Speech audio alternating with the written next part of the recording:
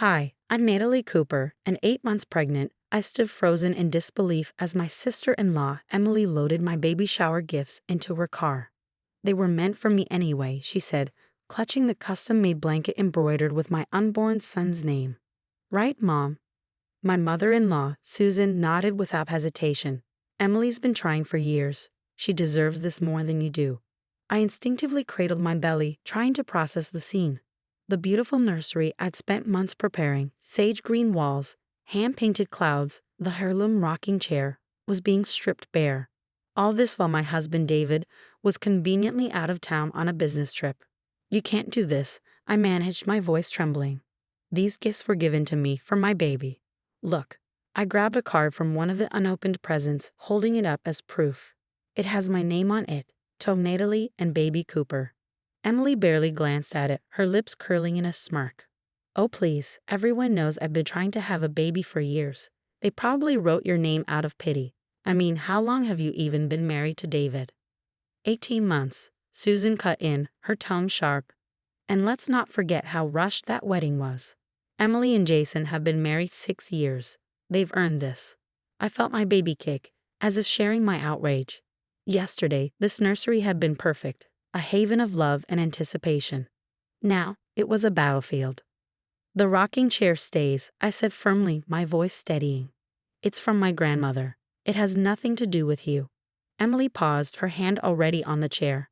Mom, tell her, it's perfect for my nursery. Your nursery? I snapped. You're not even pregnant. The room fell silent. Susan's face hardened as she stepped forward. How dare you? Do you know how cruel that sounds? Emily has been through so much, while you, she gestured dismissively at my belly. You probably trapped David with this pregnancy. My cheeks burned with anger and humiliation. This pregnancy wasn't a trap. It was a joy David and I had planned together. But Susan had never believed that. To her, I was the outsider, the interloper who had stolen her son. I'm calling David, I said, pulling out my phone. Susan and Emily exchanged a glance, and for the first time, doubt flickered in their eyes. David will understand, Susan said quickly, recovering her composure. He knows how much Emily wants a baby, and honestly, Natalie, you can afford to replace these things. You work, don't you? Emily doesn't have that luxury. I hit David's contact, putting the call on speaker. It rang once. Twice. The number you are trying to reach is currently unavailable. Of course, he was on a flight to Chicago. They had timed this perfectly. Emily resumed her looting, humming softly as she piled more gifts into her car. The diaper bag from David's aunt. The hand-knitted onesies from my best friend. The baby monitor system my coworkers had pulled together to buy. Stop, I cried, my voice cracking. Please stop. These aren't yours. Susan sighed like I was a child throwing a tantrum. Natalie, you need to understand what family means. Family is sacrifice. Emily is David's sister, his real family. And when she finally has a baby, that child will be David's real niece or nephew. Your baby, she paused, her gaze icy. Well, we'll see. Her words hit me like a punch to the stomach. Even now, 8 months pregnant with their grandchild, they didn't see me or my baby as family. I sank into the rocking chair, too overwhelmed to stand.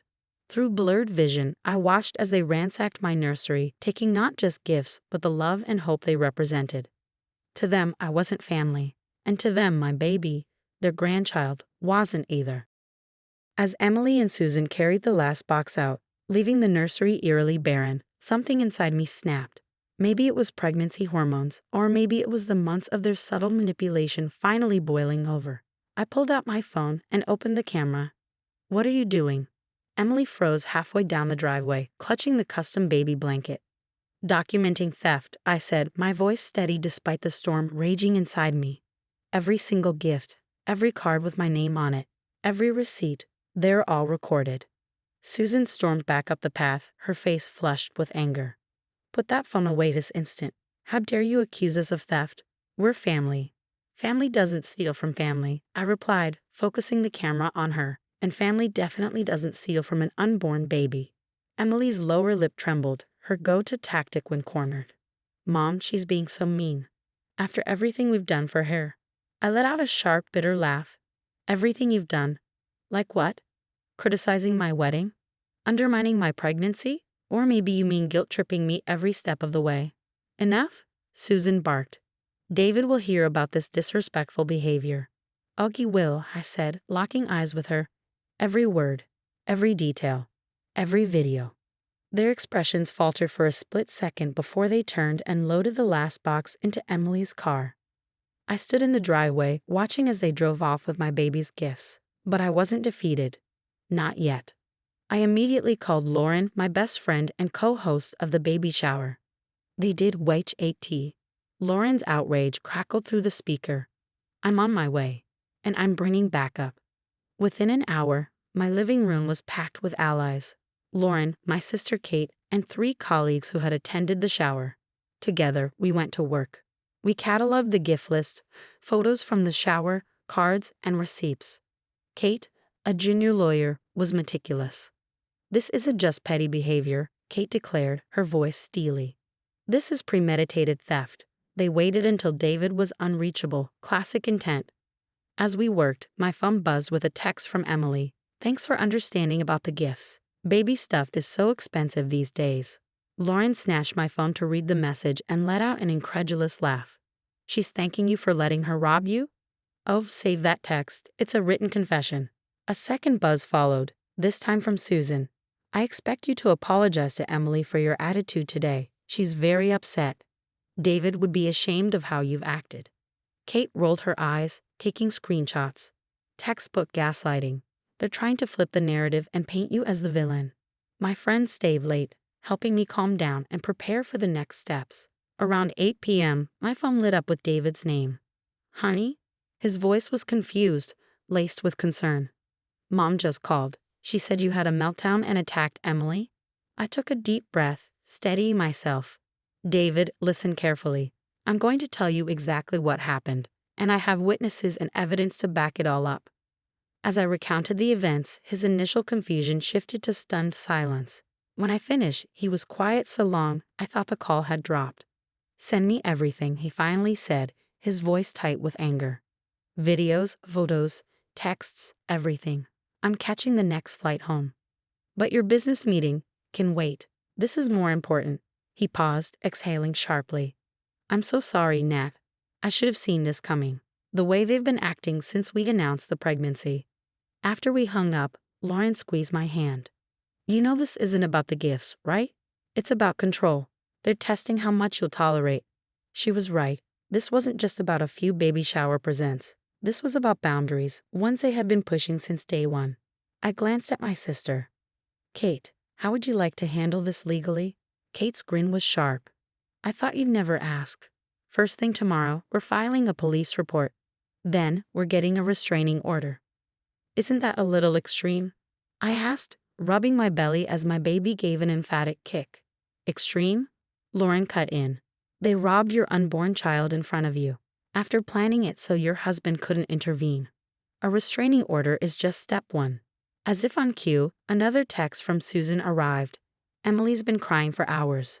I hope you're happy with yourself. Don't bother coming to Sunday dinner until you've learned to be a proper Cooper family member. I handed the phone to Kate, who added it to her growing file of evidence. Oh, we'll be skipping Sunday dinner, all right, she said grimly. We'll be busy filing charges. That night, as I sat in the empty nursery, I felt a strange calm settle over me. They thought they were punishing me, teaching me my place in their twisted hierarchy. But instead, they'd given me the final push to stand up for myself and for my baby. David arrived home at dawn, his face a mixture of exhaustion, anger, and guilt. He didn't even pause to set down his bags before heading straight to the nursery. The sight of it, stripped bare, seemed to harden his resolve. Without a word, he pulled out his phone and called his mother. Return everything. Now, he said, his voice sharper and colder than I'd ever heard. I mean it, Mom. Every single gift. Back in this house by noon, or I'm going to the police. Susan's response crackled through the speaker. David, sweetheart, you don't understand. Emily needs help. David cut her off. And you need to stop enabling her behavior. Those gifts were for my child, your grandchild. Or have you conveniently forgotten that? By 8 a.m., Susan and Emily arrived with several boxes. David met them in the driveway while I watched from the living room window, Kate standing beside me, notepad in hand. The boxes were hastily packed, some half opened, and the custom baby blanket was conspicuously missing. David's expression darkened as he surveyed the scene. "Where's the rest?" he asked, his voice low but firm. "This is everything," Emily insisted, though her eyes darted nervously to the ground. "Really?" David held up his phone. "Because Lauren sent me the full gift list, complete with photos. Should we go through it item by item?" Susan stepped forward, her voice full of forced calm. "David, let's not blow this out of proportion. We're family. Surely we can work this out." "We are working this out," David replied, his tone cutting through her deflection. "Right now, we're discussing how you and Emily robbed my pregnant wife while I was away. We're discussing how you've treated Natalie like an outsider since the day we got married. And we're discussing how all of it stops today." Emily burst into tears, her trademark response when things didn't go her way. "It's not fair," she sobbed. "I've been trying for so long, and she doesn't deserve." "Enough." David's voice boomed, silencing everyone. "Emily, your struggles don't give you the right to steal. And Mom, your favoritism doesn't give you the right to bully my wife. Now, where is the blanket?" The truth came out an hour later when Emily's husband, Jason, arrived at our doorstep with the missing blanket in hand. He looked embarrassed and apologetic as he handed it over. "I didn't know," he admitted, avoiding eye contact. "Emily told me you gave her the gifts because you didn't need them. I'm so sorry. She's been lying about a lot of things, hasn't she? It was the first crack in the facade, but it wouldn't be the last." Over the next few days, Kate helped us file a police report, though we ultimately decided not to press charges on one condition. David demanded that Susan and Emily attend family counseling if they wanted any future relationship with us or our child. "But we don't need counseling," Susan protested during a tense family meeting. "We were just trying to help Emily." "Help her by stealing from a pregnant woman?" David snapped. "By planning it when I wasn't here to stop you? By trying to manipulate Natalie into thinking she was the problem? That's not help, it's abuse." The real breakthrough came a week later during the first counseling session. Emily admitted what we had suspected all along. She and Jason had never been trying for a baby. "I just couldn't stand it," she sobbed. "Natalie gets everything so easily, the perfect wedding, the perfect pregnancy. Mom always said I was supposed to have those things first." Susan sat in stunned silence as her carefully crafted narrative crumbled. The therapist didn't let her off the hook, gently but firmly guiding her to see how her favoritism had fueled Emily's insecurities and damaged her relationships with David and her unborn grandchild. 3 months later, I gave birth to a healthy baby boy. The nursery was fully restored, but with one new addition: security cameras. Susan and Emily were allowed to visit, but only after completing their counseling sessions and offering genuine apologies. Emily's first visit was tentative. She sat on the edge of the couch, watching the baby sleep in his crib. "I understand if you can't forgive me," she said quietly. "What I did was unforgivable." "It was," I agreed, my voice steady.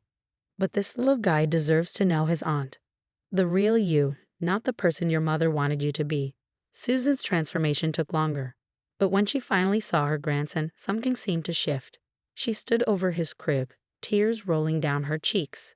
"He has David's eyes," she whispered. "I almost missed this because of my own stubbornness. Today, things aren't perfect, but they're better." Emily continues her counseling, slowly unraveling the jealousy and resentment that had consumed her. Susan is learning how to be a grandmother instead of a puppet master. And David? He's more protective than ever, ensuring our little family is shielded from toxicity. As for me, I've learned that the greatest act of love isn't always forgiveness. It's setting firm boundaries and demanding respect. My son will grow up knowing that while family is important, self-respect is essential. Looking back, I realized the empty nursery was a turning point. What once represented their cruelty now stands as a symbol of strength, filled with love, protected by boundaries, and surrounded by people who understand that true family lifts you up instead of tearing you down.